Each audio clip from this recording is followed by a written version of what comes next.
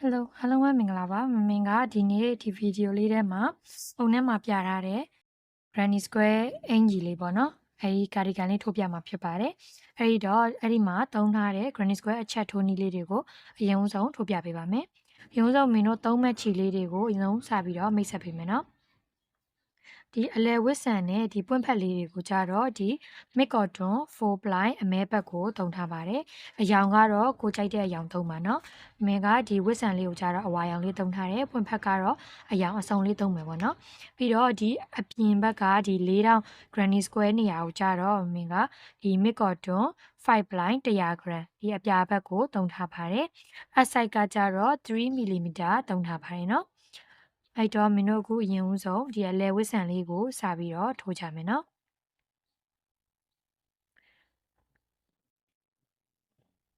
လဲဝစ်ဆန်လေးကိုစပြီးတော့ထိုးဖို့အတွက်ဒီ mid cotton 4 ply ကိုယူမယ်မင်းတို့ဒီခြေတစ်စိုက်တည်းပဲဒီတစ်မျိုးတစ်စားတည်းပဲသုံးလဲရတယ်နော်မင်းကတော့ဒီဟာလေးသုံးပါမယ်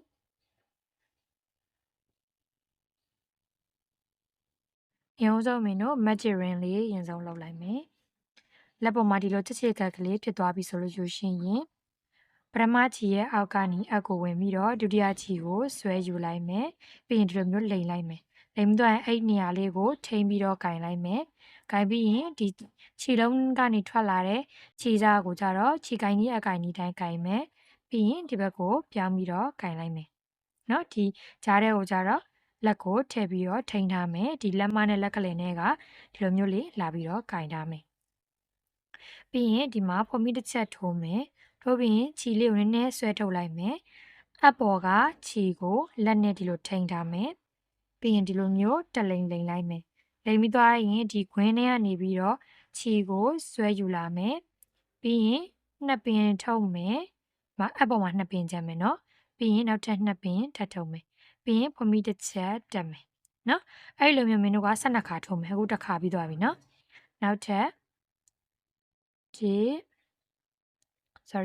ဖွန်မီတစ်ချက်နောက်ထပ်တိုင်ရှည်တစ်ခါဖွန်မီတစ်ခါတိုင်ရှည်တစ်ခါဖွန်မီတစ်ခါတိုင်ရှည်တစ်ခါဖွန်မီတစ်ခါတိုင်ရှည်တစ်ခါဖွန်မီတစ်ခါလို့နဲ့မင်းတို့12တိုင်ရအောင်ထိုးလာပါမယ်1 2 3 4 5 6 9ဒီ9 10 11 12ပြီးသွားရင်ဒီခြေစားအတူလေးကိုဆွဲပြီးတော့စီလိုက်မယ်စီပြီးသွားရင်ပထမအဆုံးထိုးထားတဲ့တိုင်ရှည်ရဲ့ခေါင်းပေါ်မှာမင်းတို့လာပြီးတော့ရှက်ကော်လေးလာလုပ်ပါမယ်โอเคနော်ရှက်ကော်လေးလုပ်မယ်လုပ်ပြီးဖွန်မီတစ်ချက်တက်ပြီးတော့ဒီခြေလေးကိုဖြတ်လိုက်မယ်နော်ဒီလိုလေးရပြီဒီလိုလေးရပြီဆိုလို့ရှိရင်မင်းတို့ကဒီမှာပွင့်ဖက်နေရာမှာသုံးဖို့အတွက်ဒီပွင့်ဖက်လေးအတွက်မင်းတို့အယောင်ယူလာမယ်ကိုကြိုက်တဲ့အယောင်သုံးလို့ရတယ်နော်မင်းကအခုအပြာရောင်လေးနဲ့ထိုးမယ်ပြီးရင်ဒီမှာတိုင်ရှည်ရဲ့ဖွန်မီရဲ့ဒီလိုမျိုးထိုးထားရယ်နော်ဒီဖွန်မီနေရာလေးမှာလာပြီးတော့ခြေလာချိတ်ပါမယ်ဖွန်မီနေရာလေးမှာလာပြီးခြေချိတ်မယ်1 2 3 4ဖွန်မီ4ကတက်မယ်တက်ပြီးရင်အဲ့ဒီအပေါက်မှာပဲ2ရစ်တင်တိုင်ရှည်လာထိုးမယ်2ပင်ထုတ်မယ်2ပင်ထုတ်မယ်တပင်ခြံထားမယ်နောက်ထပ်2ရစ်တင်တိုင်ရှည်လာမယ်2 3 4ပြီးရင်အကောလုံးတစ်ခါရဲ့ဆွဲထုတ်လိုက်မယ်ပြီးရင်ဖွန်မီနှစ်ချက်ချမယ်ဒီနေရာမှာမင်းပြောချင်တာကဒီပွင့်ဖက်တစ်ခုကိုမင်းတို့က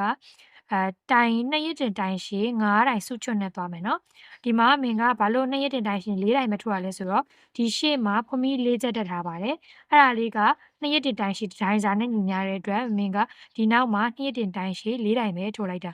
ပြီးရင်မင်းတို့ဖွန်မီနှစ်ချက်ချမယ်ပြီးရင်ဒီဘက်သူ့ဘေးကလေးရပေါက်မှာကြတော့2ရစ်တင်တိုင်ရှည်9တိုင်ထိုးပါမယ်1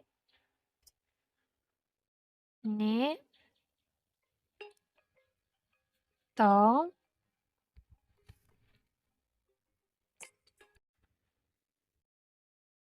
မင်းတို့ဒီမှာအပေါ်မှာရှိတာအကုန်လုံးကိုစုပြီးတော့ချော့လိုက်ပြီးရင်ဖွန်မီနှစ်ချက်ချားမယ်ပြီးတော့ပြီဆိုရင်သူ့ဘေးကလေးရဲ့အပေါက်မှာနှစ်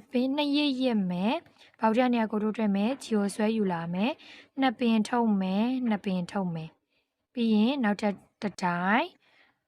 နှစ်ပင်ထုတ်မယ်ပြီးရင်နှစ်ရစ်မယ်ပေါက်တဲ့နေရာကိုတို့တွဲမယ်ဂျီကိုဆွဲယူလာမယ်နှစ်ပင်ထုတ်မယ်သုံးတိုင်းရှိပြီသုံးတိုင်းရှိပြီเนาะဒီမှာ၄တိုင်းမြောက်ထပ်ထိုးမယ်ပြီးရင်၅တိုင်းမြောက်ပြီးသွားပြီဆိုရင်အပေါ်မှာဒီမှာ9တိုင်းထိုးပြီးသွားရင်အပေါ်မှာဘယ်နှပင်ရှိမလဲဆိုတော့2 4 6ပင်ရှိမယ်အဲ့ဒါအကုန်လုံးကိုတစ်ခါတည်းစုချွတ်လိုက်မယ်ပြီးရင်ပုံမီနှစ်ချက်ချားမယ်ပြီးရင်နောက်ထပ်ပွင့်ဖက်နောက်တစ်ခုထပ်ထိုးမယ်နော်နှစ်ပင်ထုတ်မယ်အဲ့လိုမျိုးနဲ့9တိုင်းပြည့်အောင်ထိုးလာမယ်2 3 4နော်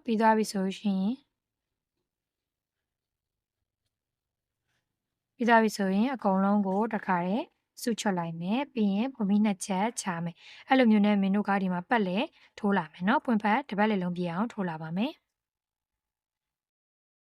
မင်းတို့ဒီမှာထိုးလာတာနောက်ဆုံးပွင့်ဖက်ကိုရောက်ပြီပေါ့နော်နောက်ဆုံးပွင့်ဖက်ကိုရောက်ပြီဆိုရင်မင်းတို့ဒီမှာထိုးလာတယ်9တိုင်းပြည့်သွားပြီအခါကျရင်အကုန်လုံးတစ်ခါတည်းစုချွတ်မယ်ပြီးရင်ပုံမီနှစ်ချက်ချားမယ်ပြီးသွားရင်ပထမဆုံးထိုးထားတဲ့ပွင့်ဖက်ရဲ့ထိတ်ကလေးမှလာပြီးတော့ရှက်ကော်လေးနဲ့ဆက်လိုက်မယ်ပုံမီတစ်ချက်တက်မယ်ပြီးရင်ခြေလေးနည်းနည်းလေးချန်ပြီးတော့ခြေဖြတ်လိုက်မယ်နော်โอเคဒါဆိုရှင်မင်းတို့ဒီမှာပန်းပွင့်လေးရပြီးသွားပြီဒီဘေးကဒီ granny square လေးစပြီးတော့ထိုးပါမယ်အဲ့တော့မင်းတို့ရုံးစုံကိုထိုးမဲ့ခြေယူလာမယ်ယူလာပြီးသွားရင်ဒီမှာကိုစချင်တဲ့နေရာစရတယ်နော်ခြေချိတ်လိုက်မယ်ပမီ3ချက်တက်မယ်1 2 3နော်ပမီ3ချက်တက်မယ်ဒီပေါက်မှာပမီ3ချက်တက်ခဲ့ရနော်ပြီးတော့မင်းတို့ဒီမှာဒီဘက်ပေါက်ကနေစပြီးတော့ထိုးမယ်ရိုးရိုးတိုင်ရှည်နော်ရိုးရိုးတိုင်ရှည်3တိုင်ဒီပေါက်ထဲမှာပဲတစ်ပေါက်ထဲမှာတိုင်ရှည်3တိုင်တစ်ပေါက်ထဲမှာတိုင်ရှည်3တိုင်ထိုးပါမယ်ပြီးသွားရင်သူ့ဘေးကလေးအပေါက်မှာ2ရစ်တင်တိုင်ရှည်3တိုင်ထိုးမယ်ခြေကို2ရစ်မယ်ပေါက်တဲ့နဲ့အကိုထိုးတတ်မယ်ခြေကိုဆွဲယူလာမယ်နှစ်ပင်ထုတ်မယ်3တိုင်နော်3တိုင်ပြီးသွားပြီဆိုရင်ဖွမီ3ချက်တက်မယ်1 3ပြီးသွားရင်အဲ့ဒီအပေါက်ထဲမှာပဲ2ရစ်တင်တိုင်ရှည်3တိုင်ထိုးလာပါမယ်1 2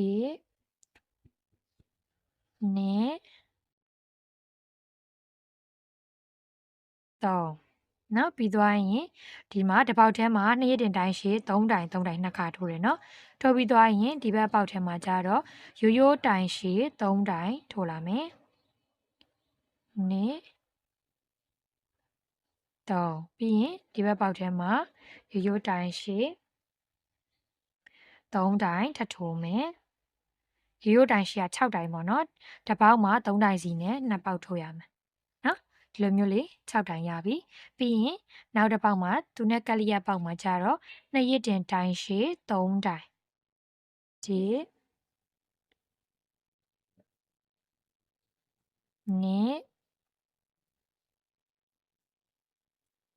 2 3ပြီးရင်ဖွမီ3ချက်တက်မယ်ပြီးသွားရင်2ရစ်တင်တိုင်ရှည်1 2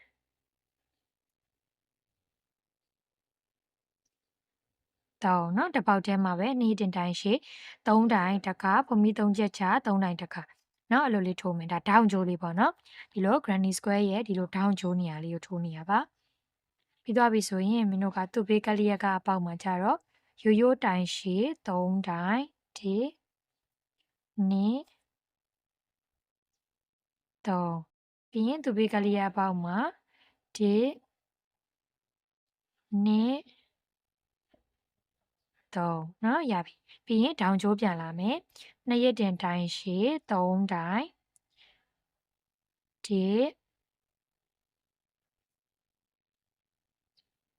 2 3ပြီးသွားရင်ဖွမီ3ချက်တက်မယ်ပြီးရင်အဲ့ဒီအပေါက်မှာပဲ2ရစ်တင်တိုင်းရှည်3တိုင်းလာပြန်ထိုးမယ်နော်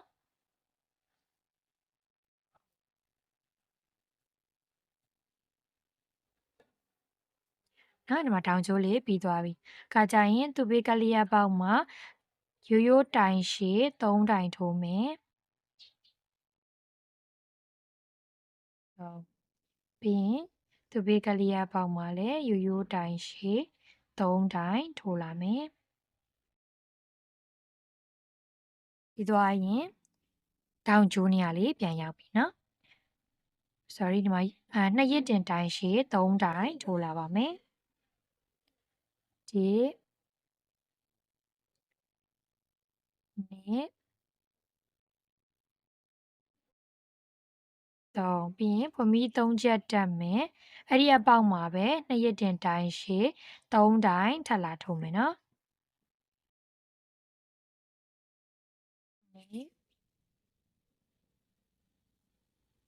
တော့เนาะဒီမှာတောင်ကျိုးပြီးသွားပြီဆိုရင်သူ့ဘေးကလေးရဒီဖွမီ3ချက်စထားတဲ့နေရာမှာ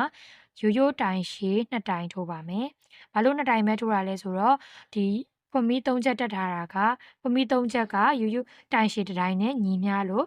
ဒီမှာတိုင်ရှည်2တိုင်ပဲထိုးတော့တာเนาะဒီမှာ1နဲ့3ချက်မြောက်ဖွမီမှာလာပြီးတော့မင်းတို့ရှက်ကော်လေးနဲ့ဆက်လိုက်မယ်โอเคเนาะဒါဆိုရင်ဒီမှာ4တောင်းပုံစံလေးဖြစ်သွားပါပြီကကြရင်မင်းတို့နောက်တစ်ဆင့်ကိုတက်မယ်နောက်တစ်ဆင့်မှာဖမီး3ချက်တက်မယ်ပြီးရင်ဒီမှာတပေါက်တစ်ချက်စီနဲ့ရိုးရိုးတိုင်ရှည်လေးတွေကြီးပဲထိုးလာမယ်ဒီနော်ဒီမှာဒီလိုမျိုးတပေါက်တစ်ချက်စီနဲ့ရိုးရိုးတိုင်ရှည်လေးတွေထိုးလာမယ်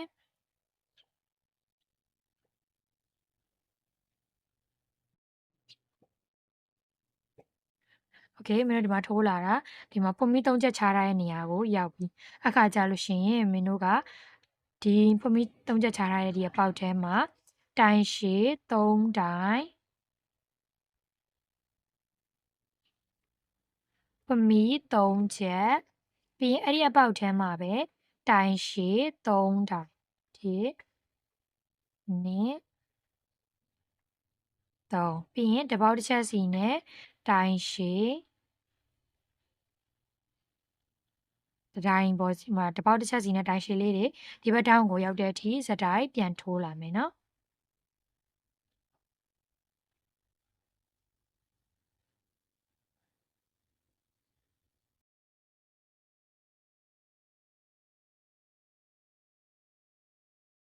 ဘောတစ်ချက်စီနဲ့ထိုးလာမယ်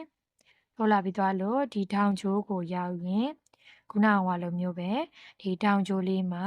တိုင်ရှည်3တိုင်ဖွမီ3ချက်တိုင်ရှည်3တိုင်ထိုးပါမယ်နော်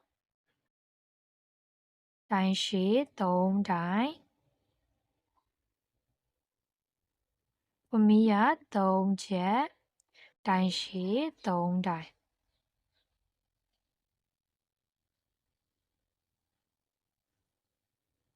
ပြီးသွားရင်တပေါက်တစ်ချက်စီနဲ့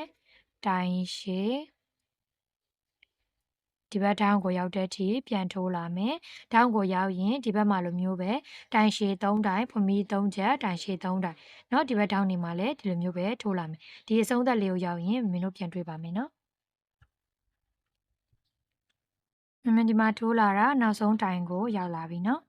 နောက်ဆုံးတိုင်ကိုရောက်ပြီဆိုရင်နောက်ဆုံးတိုင်ထိုးပြီးသွားရင်ဒီမှာပထမဆုံးထိုးထားတဲ့ဖွမီ3ချက်မှာ1နဲ့3တတိယမြောက်ဖွမီမှာလာပြီးတော့မင်းတို့ရှက်ကော်လေးနဲ့ဆက်လိုက်ပါမယ်။ဒါဆိုရှင်ရင်တော့မင်းတို့ဒီ granny square လေးရဲ့ဒုတိယအဆင့်ကိုပြီးသွားပါပြီနော်။အဲ့တော့မင်းတို့တတိယအဆင့်ကိုဆက်ပြီးတော့ထိုးပါမယ်။တတိယအဆင့်ကလည်းဒုတိယအဆင့်နဲ့တူတူပါပဲနော်။တပေါက်တစ်ချက်စီနဲ့တိုင်ရှည်လေးတွေထိုးလာမယ်။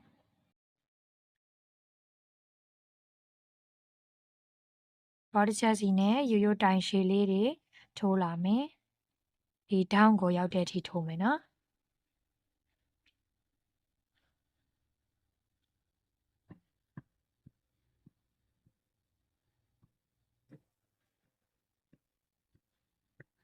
ထိုးလာမယ်ထိုးပြီးသွားရင်ဒီထောင်းလေးမှာမင်းတို့က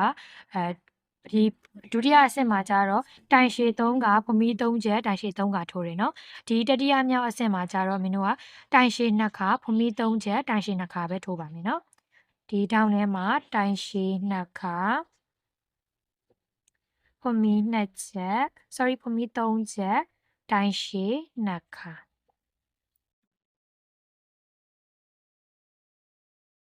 โอเคနော်ပြီးသွားရင်ဒီဘက်မှာဒီဘက်ထောင်းကိုရောက်တဲ့အထိတပေါက်တစ်ချက်စီနဲ့တိုင်ရှည်လေးတွေဆက်တိုက်ထိုးလာပါမယ်ဒီဘက်ထောင်းကိုရောက်ရင်ပြန်တွေ့ပါမယ်နော်မင်းတို့ဒီထောင်းကျိုးရောက်ပြီဆိုလို့ရှိရင်ခုနကလိုမျိုးပဲဒီထောင်းလေးမှာတိုင်ရှည်2ခါဖမီ3ချက်တိုင်ရှည်ဒီတစ်ပေါက်ထဲမှာပဲတိုင်ရှည်နောက်ထပ်2ခါပြီးသွားပြီဆိုရင်တပေါက်တစ်ချက်စီနဲ့တိုင်ရှည်လေးတွေဆက်တိုက်ထိုးလာမယ်ဒီထောင်းကိုရောက်တဲ့အခါကျရင်ဒီမှာထိုးသလိုပဲတိုင်ရှည်2ခါဖမီ3ချက်တိုင်ရှည်2ခါเนาะအဲ့လိုမျိုးလေးနဲ့ဒီတစ်ပတ်လေလုံးပြည့်အောင်ထိုးလာမယ်เนาะဒီနောက်ဆုံးကိုရောက်ရင်မင်းတို့ပြန်တွေ့ပါမယ်เนาะဒီမှာမမင်းတို့နောက်ဆုံးတိုင်ကိုထိုးပြီးသွားပါပြီအဲ့တော့ထုံးစံအတိုင်းဒီပထမဆုံးထိုးထားတဲ့ဖမီ3ချက်မှာ1 2 3တတိယမြောက်ဖမီမှာမင်းတို့လာပြီးတော့ရှက်ကော်လေးနဲ့ဆက်လိုက်ပါမယ်ပြီးသွားရင်ဖမီလေးတစ်ချက်ထိုးပြီးတော့မင်းတို့ခြေစားနည်းနည်းလေးခြံပြီးတော့ခြေဖြတ်လိုက်ပါတော့မယ်နော်ခုဒါဆိုရင်ဒါ granny square တစ်ချက်ပြီးသွားပြီပေါ့နော်ဒါလေးကိုမင်းတို့ဒီမှာနောက်ဘက်မှာခြေစားလေးတွေတခါတည်းတင်ပါမယ်နော်